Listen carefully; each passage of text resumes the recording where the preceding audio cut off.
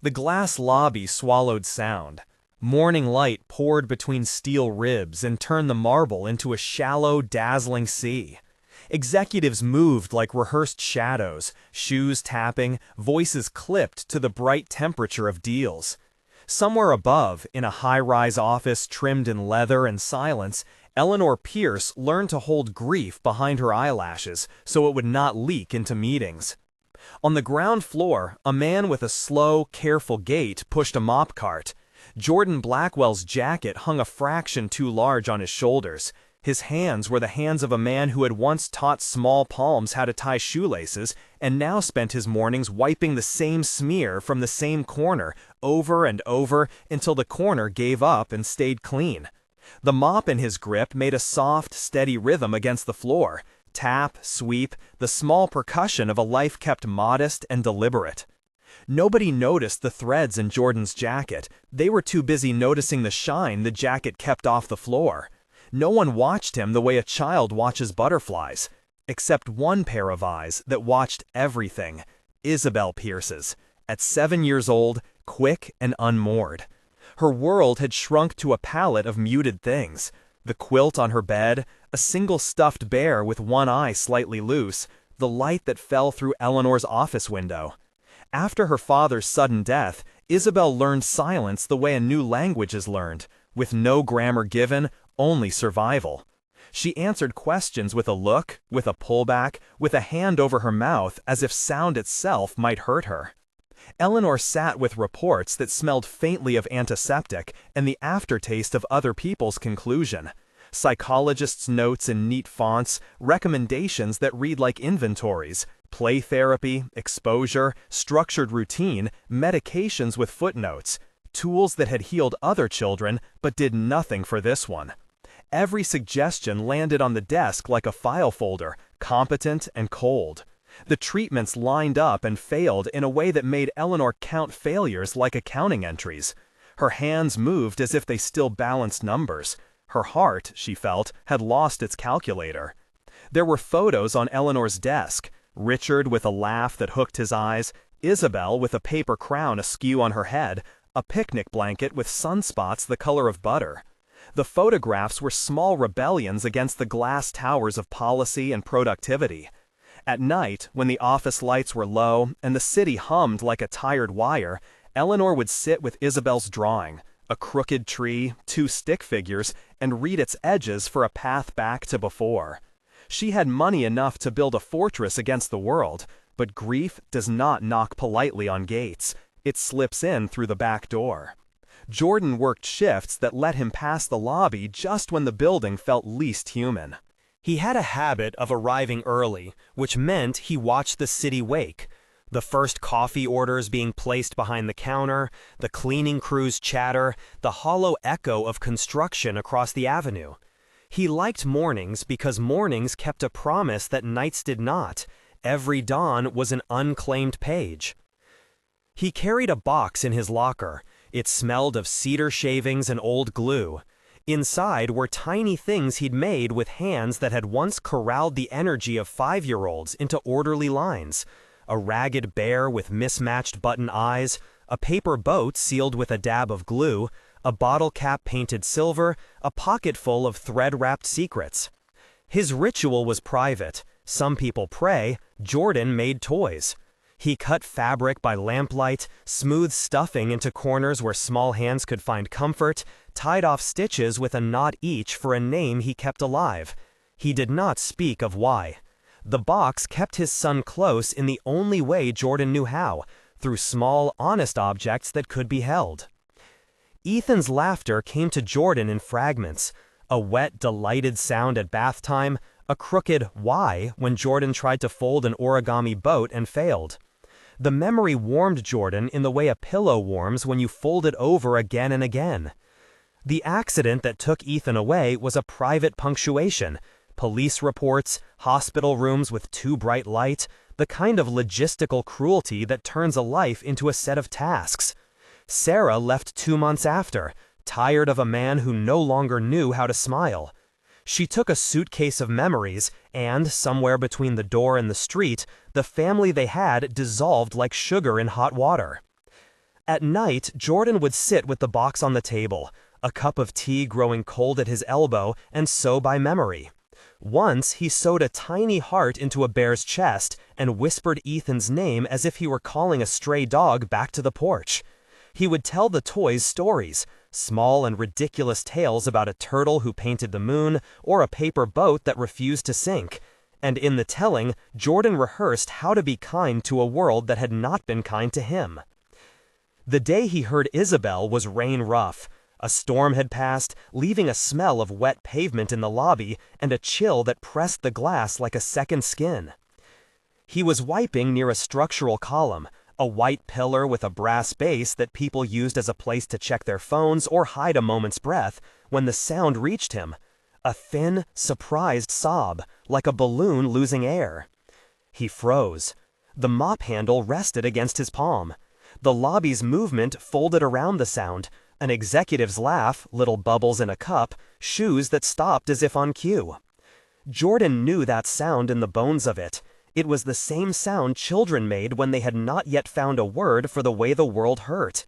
He set the mop carefully in its cradle and walked around the column, expecting a stray courier or a janitorial oversight.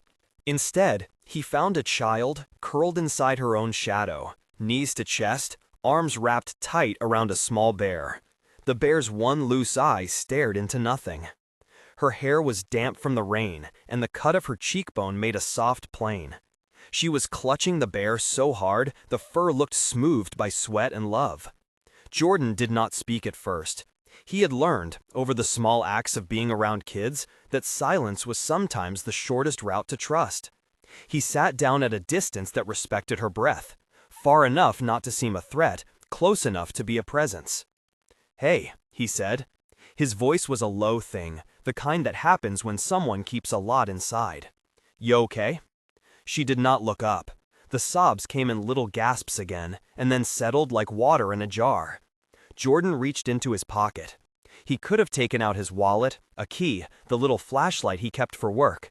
Instead, his fingers closed around a tiny bear he had been meaning to tuck into the donation box that morning. The bear was stitched from a sweater he had once worn.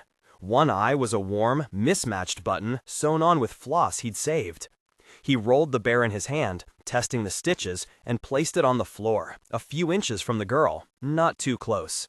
He did not thrust the toy at her. He set it down as if introducing a friend across a room. "His name's Ollie," Jordan said. "He's terrible at sharing crayons. He once painted a cloud green because he thought it looked better." For a moment, the child's hand stilled. The sound in the lobby shifted, the way people breathe differently when they come close to something honest. The girl's fingers inched toward the bear. They trembled, small and deliberate. When her fingertips touched the fabric, she froze, then closed her hand around it as if sealing a pact. Jordan did not rush. He told one small sentence, then another. The stories were simple, unfussy, with a ridiculous logic that invited participation. He spoke of a turtle who made friends by trading bottle caps for stories, of a paper boat that would only sail if you hummed to it. He used objects in a lobby, the brass base of the column, a penny someone had dropped, a folded paper receipt, to keep the story grounded in the room they were both sitting in. The world returned, for a moment, to a scale the child could understand. Isabel's voice came out like a thin thread. "Why?" she asked, the question small and hesitant. "Did the boat sink?" Jordan looked at the paper boat he had given her, a flimsy triangle of white with one corner wet from the floor. He smiled, not a full smile, just an opening. "Maybe it didn't want to sail alone," he said. "Maybe it was looking for somebody to sing to it." She laughed then, briefly, like someone testing a tool. It was a sudden, quick sound, and Jordan felt something unclench in his chest. He did not make any promises. He did not offer techniques or schedules. He sat. He listened. He told stories that asked nothing of her but attention. The first thaw was small and immediate. It did not fix anything. There were no epiphanies, no grand gestures. Instead, a child touched a toy that smelled faintly of cedar and shampoo and the quiet of a man who had made it, and she let out a sound that was not purely pain. That was as much as Jordan expected. The rest could follow, in its own time. A security camera recorded the moment in grainy black and white. Its timestamp flickered, 10:17 a.m. The footage would later be copied and replayed and paused and argued over, but at the time it was simply a loop of a man sitting cross-legged and a girl cradling a bear. At lunch, he returned the bear to his pocket, and later, when no one else watched, he placed the toy back into his box like a small offering he'd been given in trust. After that morning, Isabel began to come back. She did not stride in like someone healed. She arrived with the tentative strategy of a person testing a bridge. She would find Jordan near the column, sometimes at different hours, sometimes when the lobby hummed with rush. She brought nothing at first, apart from the ragged bear and a stare that still held storms. They met in silence and in fragments of story. Jordan never pushed. He asked about nothing heavy. He asked about the color of the sky, what a turtle might eat for breakfast. On some days she would trace the button eyes of the bear, and on others she would stack paper boats and demand to know why they were always a little wet. Word spread the way water finds cracks. Office assistants who brought their coffee on the way out mentioned the sighting as if it were a small miracle. The girl who said nothing laughing in the lobby. Rumors wove through the building with the diplomatic precision of a rumor, that a janitor had been spending time with the CEO's daughter. The rumor reached desks and inboxes and, inevitably, a phone. Eleanor found the footage because she rarely left the office before the city dimmed. One evening, long after the board had adjourned and the floor lights had been turned down to a forgiving shade, she played back the security recording. The grainy clip looped in black and white. Isabel, small and still, a man setting a toy down with the care of someone closing a book. Eleanor watched the girl's shoulder move with an exhale and saw herself in that tightened shoulder, an old reflex to compress feeling into a smaller space. She paused the video on the image of Jordan's hands. They were calloused in a way that suggested work, but the fingers were deft, the kind that had once held crayons in small bodies.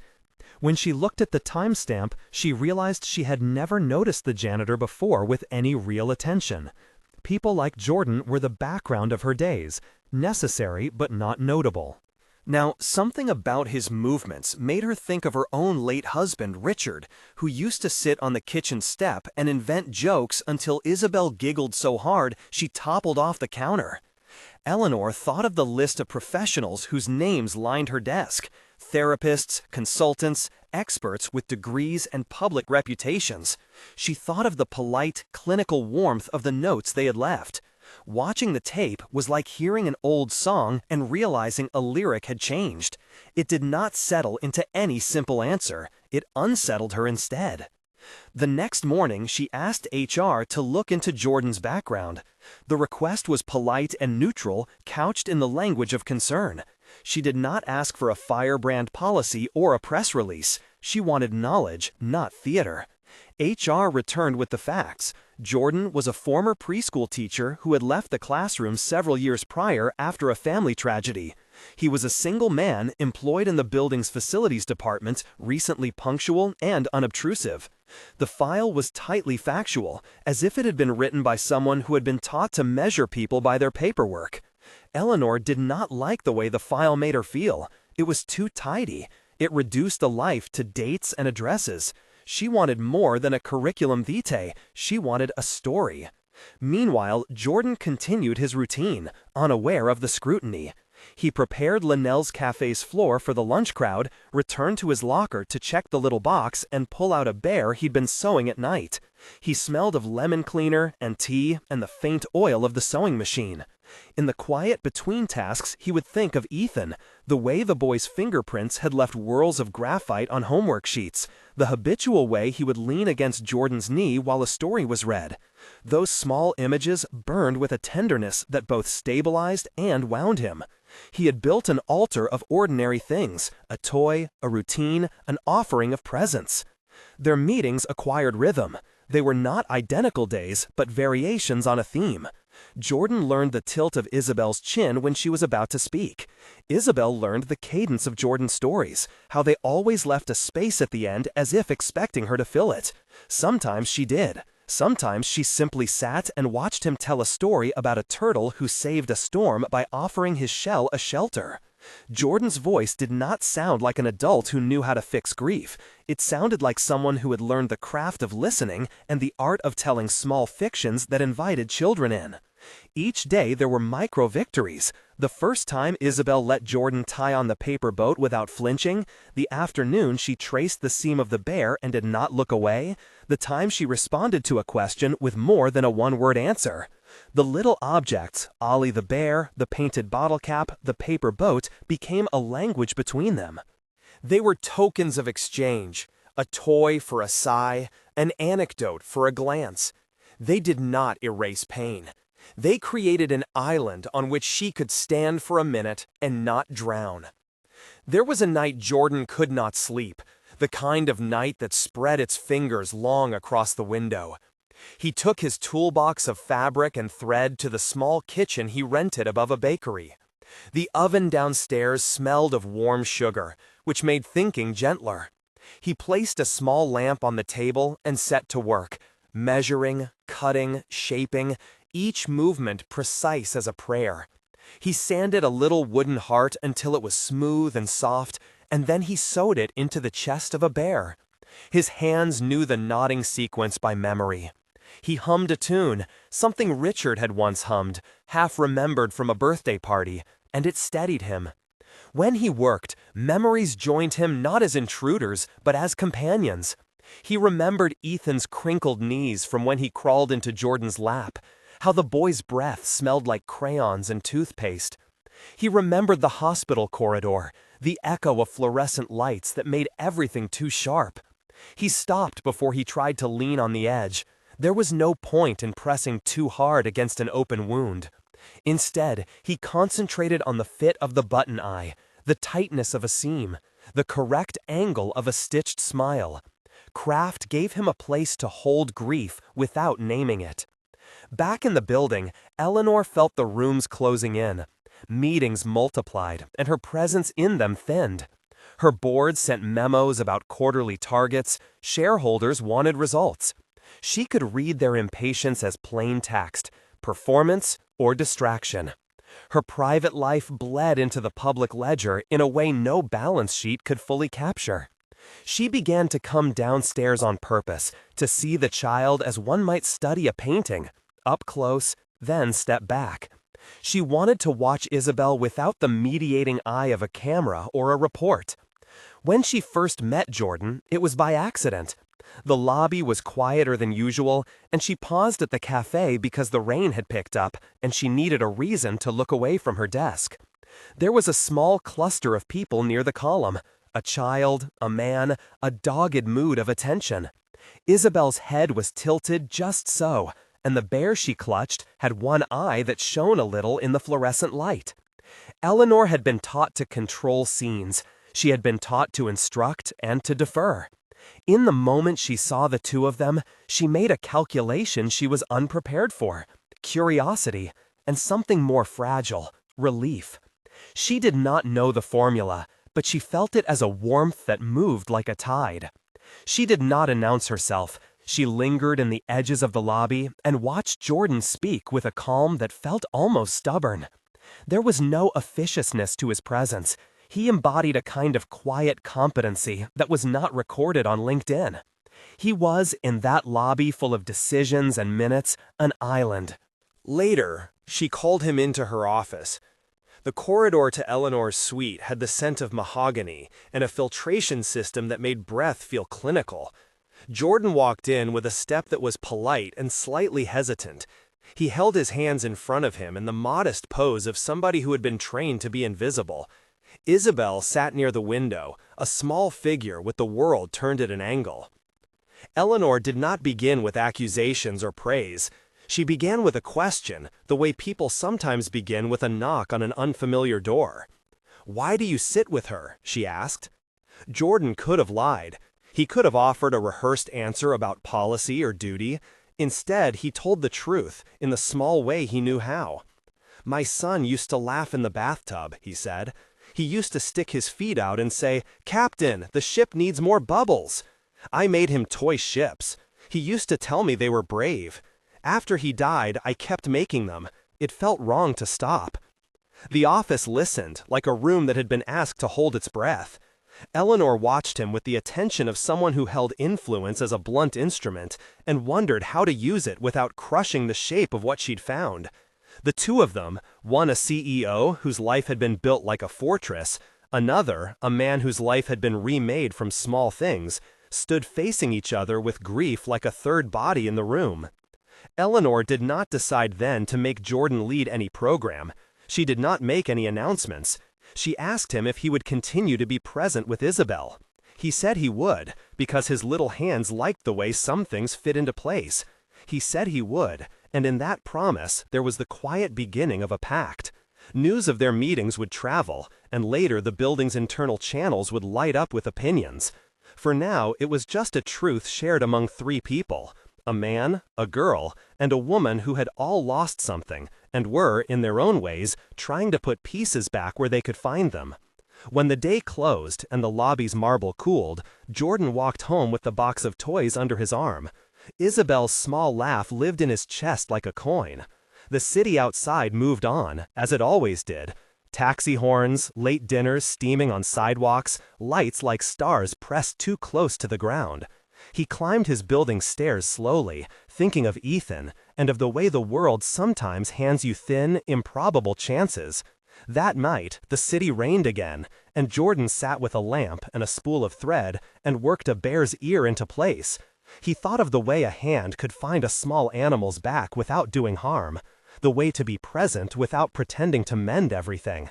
He thought of how being there was itself a kind of craft. The next morning, the building woke to the news that someone had filmed the lobbying of their hearts. An assistant had sent a short, giddy email. CEO spotted downstairs, child seen laughing, viral clip incoming if anyone felt dramatic. The message was innocent, all breath. It had not imagined consequence. By mid-morning, the clip of grainy, looping footage was making its way into inboxes. A manager forwarded it to a group saying in an exasperated tone that it was heartwarming. Another forwarded it with a worried note about liability. A whisper of caution moved along the corridors like a draft. Human Resources received an inquiry.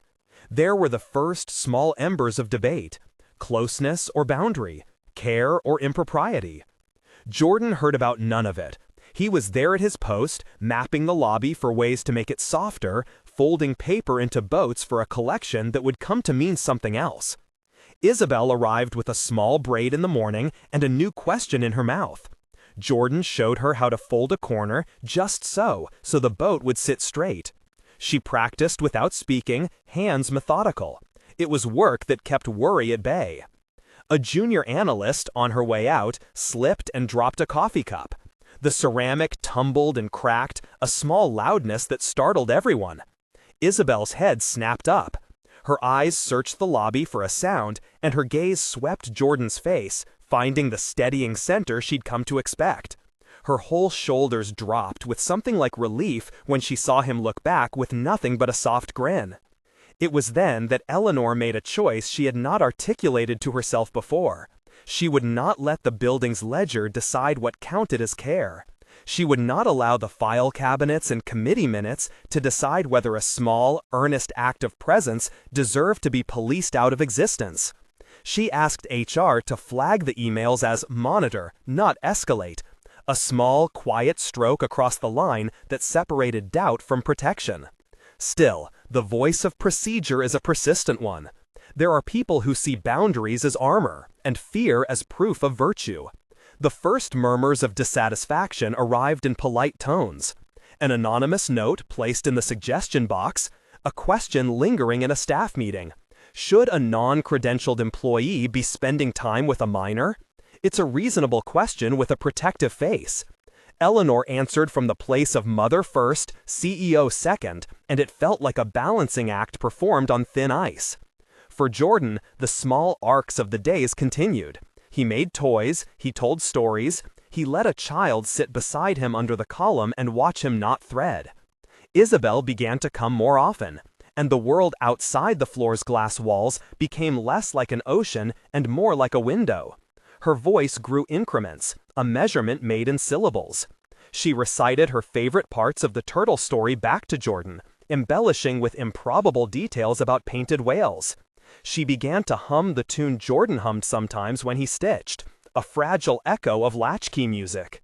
There was a moment, one morning, when the sun fell in a particular wet gold that Jordan realized he was beginning to keep vigil for more than his son's memory.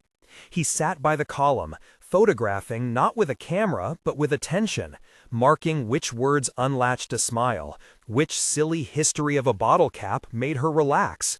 He felt the odd, protective thrill of someone who had been given a second chance to do one small good and felt the urge to do it right. But the building is a small city, and small cities gossip. The footage that had once been a warm curiosity gained an audience, and along with it, opinions. That was the pattern of institutions. A single human moment could be folded into policy debates overnight. Jordan felt the first ripple of awareness at the edges of his life like a draft under a door. He sensed, in the way people sense thunder before lightning, that attention could turn either to praise or to scrutiny. When Eleanor asked him to come to her office that morning, he felt the weight of 1,000 tiny possibilities press at his shoulders. She smiled in a way that was both official and maternal. "How much of this is your doing?" she asked him gently. He answered with the only competence he knew. "I sit with her," he said. "I bring things. I tell stories. I don't promise miracles. I just bring my hands." Eleanor looked at him for a long time, and Jordan watched the city in the window. Scaffolding, distant trains, a blur of people as though someone had accidentally set a camera to fast forward. She did a small, almost imperceptible thing. She leaned forward, and in the tilt of her head, Jordan saw not the CEO, but a mother. "Stay," she said, "if you want to." He nodded. It felt both like an offer and a summons. They shook hands then, a brief human transaction, a pact without paperwork. The world kept moving. The lobby's marble reflected people, emails accumulated like dust, the city hummed on. But in the small place between them, something reconfigured. A seam had been stitched that would not later be invisible. Later that week, an assistant sent an excited text to her friend. "You won't believe who I saw playing games in the lobby." It was the innocuous, scrolling kind of gossip that can become a storm if it finds enough flammable fuel. Jordan kept working, steady and small, his mind back home at the kitchen table, with thread and lamp. Isabel sat with him in the late afternoons, and sometimes told him things, almost confessions, almost just the pieces of a child's life she was starting to file. When he lay in bed that night, the box of toys at his feet, Jordan thought of two things at once: a lullaby he heard Richard hum once behind a closed kitchen door, and the soft, daunting idea that maybe, in the way a paper boat can be repurposed, so can a life. He did not know how to say it in anything other than the half-vowed promises he made to toys. He held the quiet and let it be. Outside, the city kept its own counsel. Offices sent memos. People clicked and forwarded, and somewhere a social feed began to thread together the image of a janitor and a child. The first tendrils of debate had formed, cooling on their way to becoming something larger. But for now, in the lobby under the white column, a child and a man continued to trade small items, buttons for stories, boat folds for attention, and the rest of the building lived in the periphery of their soft work. Jordan had no plan beyond the next day's story. That, in itself, felt radical. It is easier, sometimes, to make a grand gesture than to show up for the same small thing again and again. The lobby became a classroom without a curriculum, a place where presence was the principle and the lessons were quiet. One afternoon, as Isabel sat cross-legged and built a fleet of paper boats, a clean-shaven man in a gray suit paused near the cafe. He watched for a moment, phone ready, face neutral as a ledger. Without a flourish, he took a photograph. The click of the phone was a minor punctuation. He did not know he had started something. He thought only to capture what he found curious. Jordan saw the movement from the corner of his eye and did not stop the child from smiling.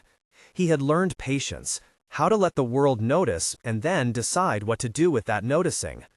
Isabel folded another corner of paper, tongue caught between her teeth in concentration. Jordan glanced up at the man in the suit and offered a small, respectful nod. The man in the suit walked away with the picture. He sent the image to somebody in a high place.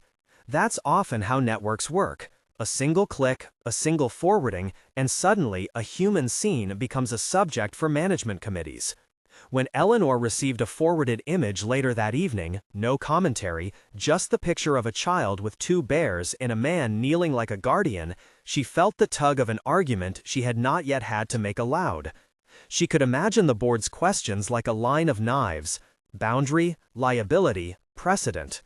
But she also remembered the way Isabel looked at the man under the column, a small twin of trust and curiosity that had not been present a month before.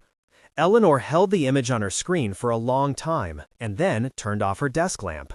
She did not forward it. She did not call a meeting. She made a decision that would later be questioned for both its courage and its risk. She would observe, and she would protect, but she would not let a file cabinet decide the measure of care.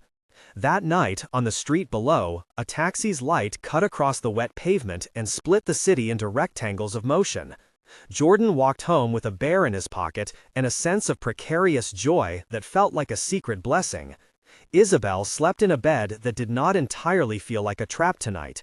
She had a paper boat on her windowsill, a test to see if the night would be kinder.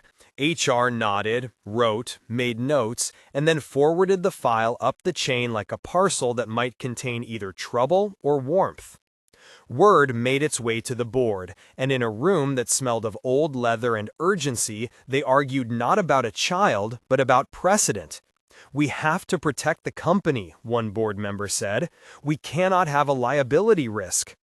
Another countered, softer, "We are a community as well as a company. The optics are not everything." Eleanor sat with both ideas in her lap and held them up to the light, turning them like two fragile coins. She understood policy. She understood story. She had been taught to weigh both. Outside the formal rooms, attention grew teeth. An anonymous complaint arrived, brief, clipped, careful in its accusation. "Child alone with non-employee," it read. The words were not incendiary, they were bureaucratic. But the police, called as they often are when institutions act on concern, opened a file and sent a polite inquiry.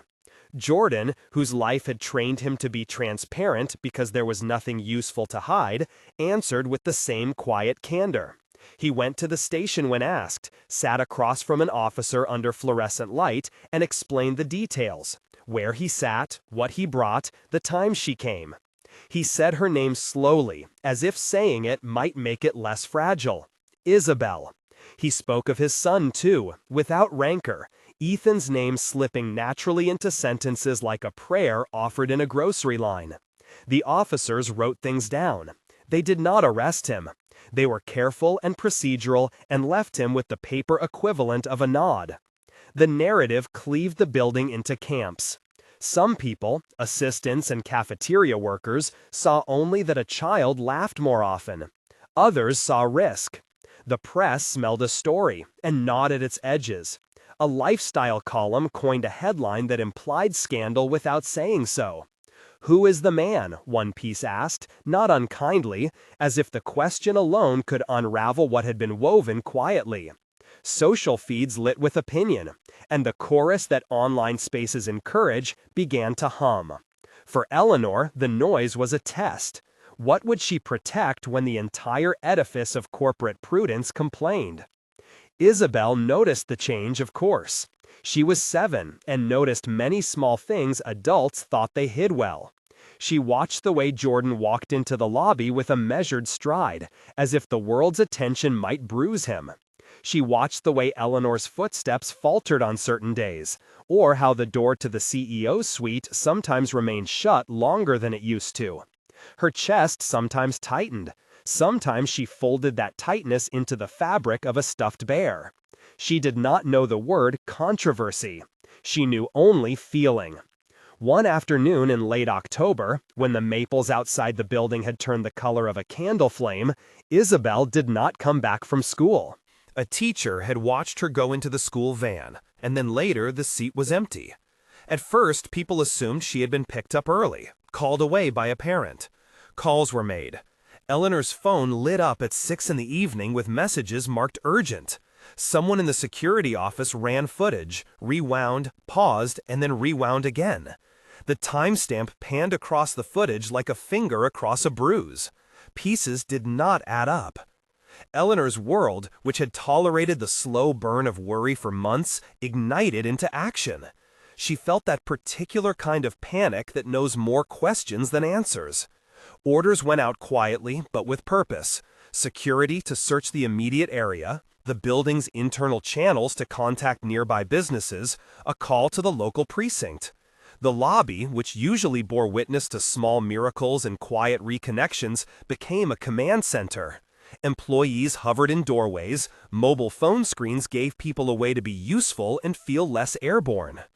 Jordan had been on his late shift. He was folding fabric in the glow of his lamp when his phone buzzed. The message was terse, from Eleanor's assistant. Isabel is missing.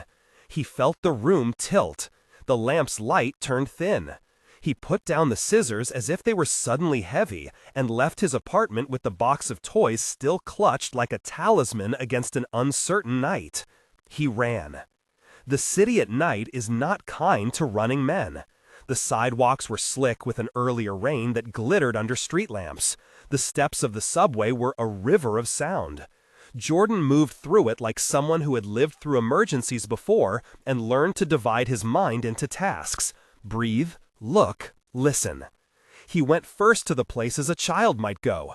The Riverwalk, the small park that had a pond full of paper boats sometimes left by other kids, an abandoned warehouse at the edge of two neighborhoods that had once been a playground for imagination. He asked everyone he could find. Security guards with radios, night janitors on other floors, an old woman sweeping the stoop of a bodega who kept her door open for cats. Each person offered eyes and a small, consoling shake of the head. The abandoned building smelled of old plaster and mildew. Windows were dark, and eyes sometimes played tricks in broken glass. It was a place children made forts, and older kids used for dares. A place that kept the memory of many summers like dust. Rumor had it some teens liked to ride bikes through its empty corridors. Jordan's boots made an honest sound on the broken pavement as he climbed the service stairs that led to where the floor gave away into a high-ceilinged atrium. The sound of his breath here was different, swallowed by concrete. He thought of Ethan in these moments, little hands that once held on to him like anchors, and he moved with that memory as a map. The expression on Eleanor's face did not fit neatly into any corporate category. It was equal parts exhausted mother and someone who had been given a compass. There were murmurs, of course. Someone later would call it a photo op in a headline and mean it as a slight. In that corridor, it felt like rescue. The officers, after cross-checking IDs and asking polite procedural questions, left with a promise to file a report. No one pushed charges. There were, however, consequences that no legal document could enumerate. The story had hardened into two versions, neither of which captured the quiet truth of what had happened. One version said a janitor had taken a child into an abandoned space, an alarmist narrative that promised ruin. The other said a man had found a child who needed someone to sit, and he had stayed until she could breathe again. Eleanor chose in that moment. She called an impromptu press conference in the building's small auditorium, a space usually used for product demos and quarterly recaps. She stepped up to the podium and felt the weight of public scrutiny like heat on her face. Cameras turned, lenses sorted, and words were expected. Her script was simple, honest, and she read it as if reading to someone who had been trained by circumstances to mistrust everything neat. "This morning," she said, her voice carrying into the rows, "my daughter disappeared for a brief time. She was found, safe, by a man who works in our building. His name is Jordan Blackwell. He is a single father. He is not a professional therapist. He is a person who has been present for my child when others could not reach her. For that, I am grateful." The reporters leaned in, pens poised like teeth. Eleanor continued, steady and human. "There are rules for institutions. There are policies that exist to protect children. We will follow those rules. But policies are tools, not rulers. They cannot replace the instinct to care, the courage to sit down next to someone and be actually present. I will not let paperwork be an excuse to cut off care from people who need it." Her words were both shield and spear.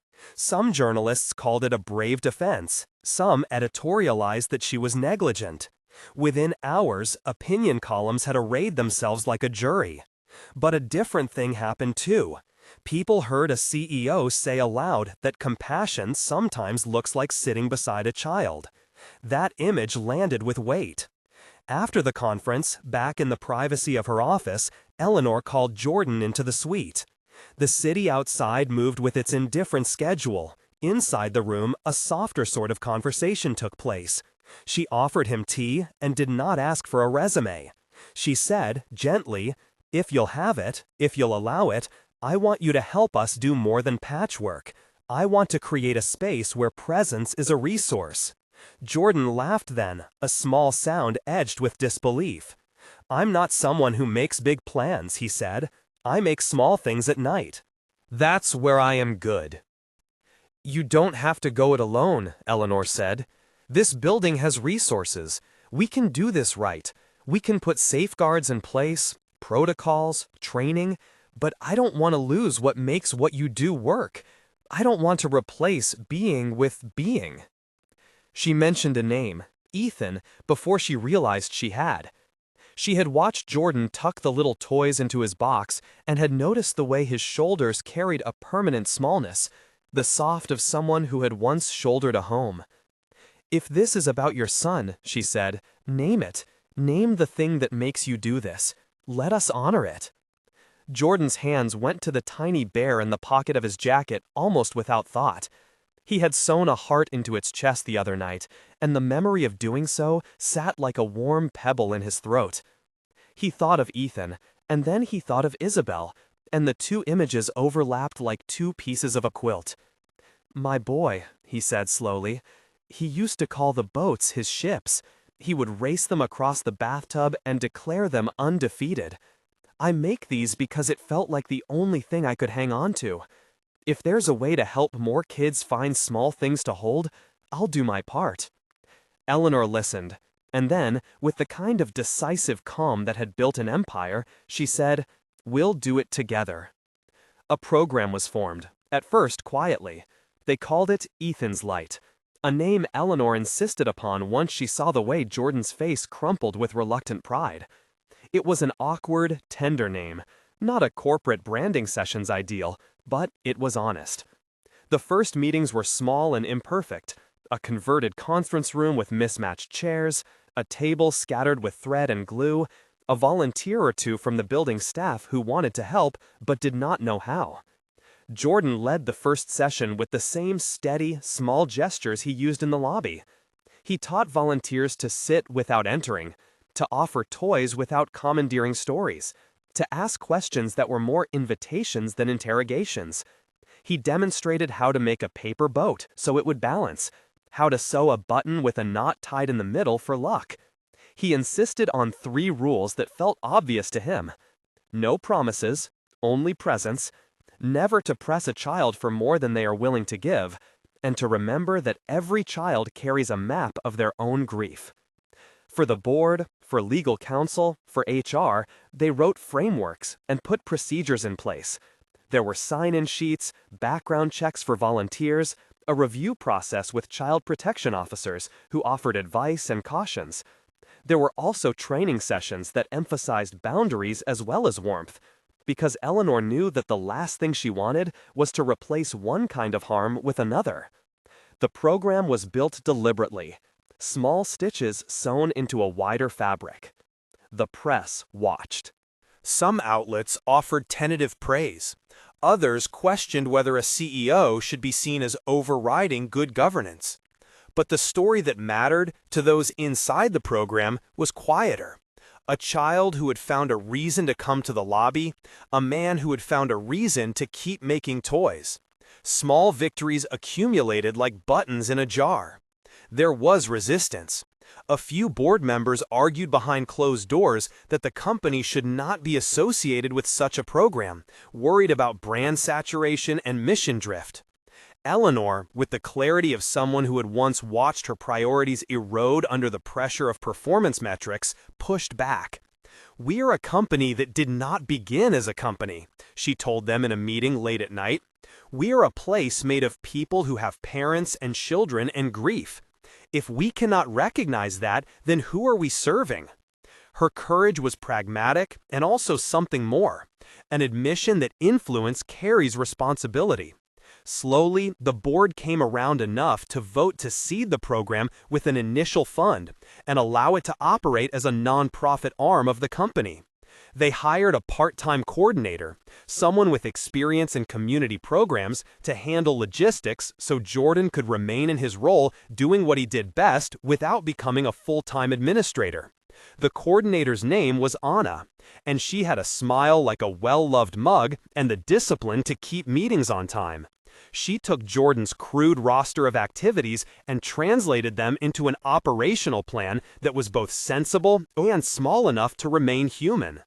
Jordan always resisted the language of leading. He preferred the language of joining. When the board asked him once in a formal meeting whether he saw himself as the director, he shrugged and said, "I'll show up and teach people how to sit. I'll sew toys and tell stories. That's where I can help." The board wrote it down anyway. Program chair, volunteer lead, titles that were useful in budgets and reports. Jordan accepted them the way someone accepts an ill-fitting coat. You wear it when necessary, but you do not pretend it was custom-made.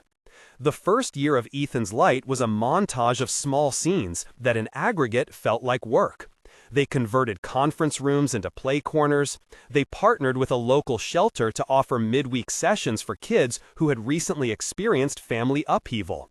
Volunteers from the company learned how to fold boats, paint bottle caps, and listen without needing to fix.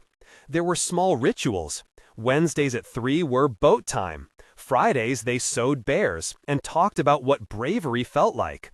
Isabel was present at many of the early sessions, sometimes a participant, sometimes a quiet observer tucked near the corner. Slowly, in ways that were measured more by gestures than by ceremonious milestones, she opened. She volunteered to show a new child how to make a boat. She corrected a volunteer's fold with a small, bossy grin that surprised everyone with its energy. One evening, she stood up in front of a group of kids and read a short, crooked story she had written about a turtle with a flashlight.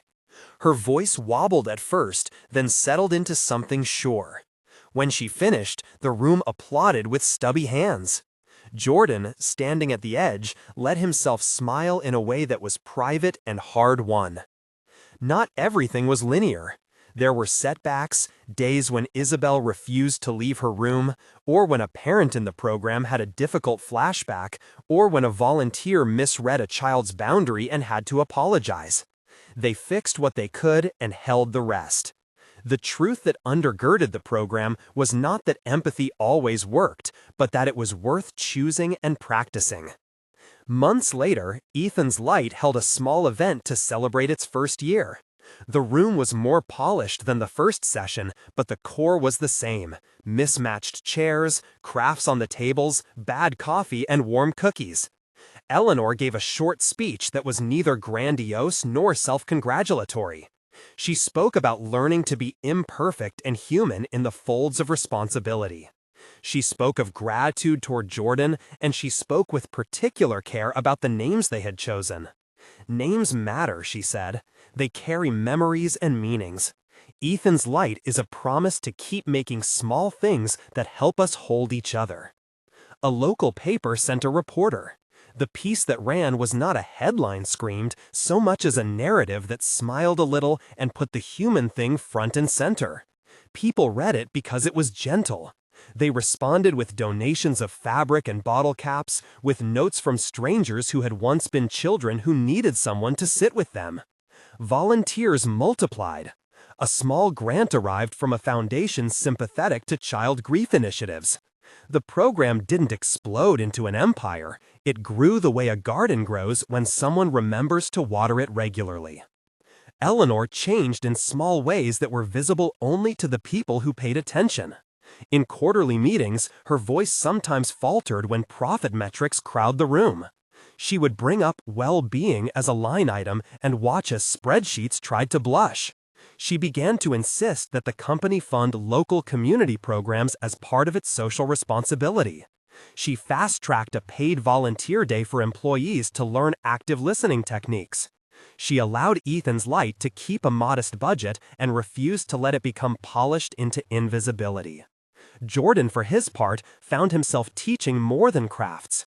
He taught people how to wait without anxiety, how to make space in a day for someone who needed nothing more than the company of another human. He taught volunteers the secret of a good knot and the appropriateness of a question asked with silence on the end. He still went home at night to the lamp and the spool of thread. He still hummed the same tune, now with the relief that it was sometimes answered by another voice downstairs. He still held Ethan in the seams of toys, threading memory and care into stitches. The found family that grew around the program was not a replacement for the losses any of them had known. It was a companion to those losses. Eleanor and Jordan, who held different kinds of power and different kinds of scars, learned to trust the contours of each other's grief. There were dinners, slow, warm meals at Jordan's small kitchen table where they ate takeout and laughed at lame jokes. There were quieter nights when Eleanor, exhausted, would sit on his couch and talk about the peculiar loneliness of being at the center of a company while also needing to be a mother. And Jordan would listen in a way that made tears feel less sharp. Isabel, watching these two adults who had both lost much, began to understand that families can be built in many rooms. The legal and procedural infrastructure that had once hovered like a cold shadow became an organic support rather than a chain. They hired a counselor to be available as a consultant, not to lead the program, but to advise when a child's needs required clinical engagement. They crafted consent forms and schedules so that families felt protected. No one misread Jordan's role. Everyone understood he was not there to fix trauma clinically. He was there to show up, to create small things, to be present. The difference was subtle but important, and it kept them honest. A year after that night when the picture had traveled through inboxes and opinion threads, the program had spread to an additional neighborhood center. Volunteers who had once been skeptical now brought their own children to sessions. A small charity board comprised of a baker, a teacher, an HR manager, and a woman from the finance department who had once been an empty nester oversaw modest budgets and bigger hearts. Ethan's light had stayed small enough to stay personal and steady enough to help more than a handful of children. On the anniversary, they held a small ceremony. They placed a paper boat in a shallow bowl of water and watched it bob without sinking. Isabel, now able to stand in front of a group without gripping the hem of her shirt, read a short piece about boats that learned to ask for direction. She spoke with a vulnerability that was not new, but had been refined into strength. Eleanor stood behind her, hand on the kid's shoulder, and Jordan watched from the side with a bear in his pocket. After the ceremony, as the room emptied into the autumn evening, a woman who had been a volunteer handed Jordan a rectangular piece of plywood with a little plaque nailed into it. The plaque read, simply, "Ethan's Light, in honor." Jordan touched the letters with the tip of his finger. The words seemed both too small and entirely fitting. He felt a swell of something that looked like gratitude, and a deeper thing like acceptance. Later that night, when the lights in the building had been dimmed and the city hummed low, Jordan returned to his apartment and laid the plaque on his kitchen table. He brewed tea, as he always did, and sat down with the box of toys. He picked up a small bear he had once sewn and ran his thumb over the sewn heart. He whispered Ethan's name, and the sound that left his mouth was not a plea so much as an acknowledgement. The boy's memory lived in 1,000 tiny stitches across 100 toys, and now it had outlived the hardest parts of grief by turning into something that helped others. Eleanor, in her office, opened a drawer and pulled out a photograph she had kept of Richard holding a small paper boat. She had not meant to keep it under a pile of proposals, but it had ended up there, and now it had a new meaning. She sat with the photo a while and then typed an email, short and precise, to the board. A report on Ethan's light, its metrics, its testimonials. She added a line at the end she had not expected to write. This is not a line item. This is our responsibility. There were quieter days after that, the kind that feel ordinary but are in fact the compound interest of consistent care. Isabel learned to ride a bicycle on a small green path outside the building. She scraped her knee, and Jordan was there with a band-aid and a joke about the turtle who always lost its hat. Eleanor started attending the sewing sessions when she could, fumbling with the needle but laughing when she knotted the thread at the wrong place. A volunteer once caught a picture of the three of them, Jordan telling a story with exaggerated gestures, Isabel listening, Eleanor leaning in like someone who had relearned how to be small, and posted it with the caption, "Found family." The image did not make the news. It was only a quiet document of a life being mended. There were moments when the grief returned like a tide, unexpected, disruptive. On the anniversary of Ethan's death, Jordan stayed home with the curtains closed and sewed until dawn. Sometimes he thought of Sarah and wondered about the small seams that had unraveled their family. He thought of the hospital corridor, the fluorescent lights, the way grief made everything too sharp. And yet, he also thought of the children at Ethan's light, and the way Isabel had corrected a volunteer's boat fold, and the way a little girl had once hugged a bear and said thank you with her whole face. He understood that sorrow did not vanish, it reconfigured. Years later, when Ethan's light had a modest staff and a handful of satellite sessions at local schools, someone asked Jordan if he felt like a different man than he had been the night he sat under the column. He considered the question like one might consider a photograph of themselves on a different day. "I'm the same guy," he said, "just with different things to carry." He meant, of course, exactly what he said. The core of him, the habit of making small things, the practice of presence, remained. But his life had a broader arc now, a string that connected a private altar of toys to a room of children learning how to trust. Isabel, older by a few inches and a good deal of courage, would sometimes press a paper boat into Jordan's hand and say, "For the pond." He would tuck it into the pocket of his jacket and think of how a tiny triangle of folded paper had once been enough to lead him out into a night that felt less consuming. Eleanor, walking with them sometimes in the park, would slow her pace to match Isabel's and listen when the girl told stories about turtles and ships and bottle caps. Those walks were not theatrical, they were small habitations of relationship. The final scene is not a flourish. It is not a tidy bow tied at the end of a long narrative. It is a table set with mismatched plates on a cool spring evening, laughter that is not too loud, a plate of half-eaten cookies, and a string of paper boats lined along the window ledge. Isabel stacks a boat on the sill and presses it like a thumbprint to the night.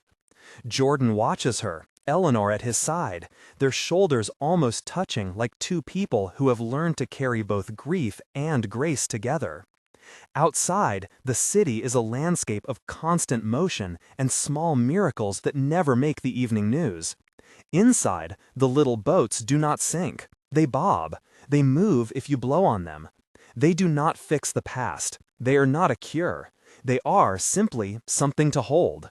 If a viewer is left with one image, let it be this: a man who once pushed a mop cart and stitched tiny hearts into bears, a child who learned to say a name again, a woman whose influence changed policies and priorities, three people making a life that honors loss by building care.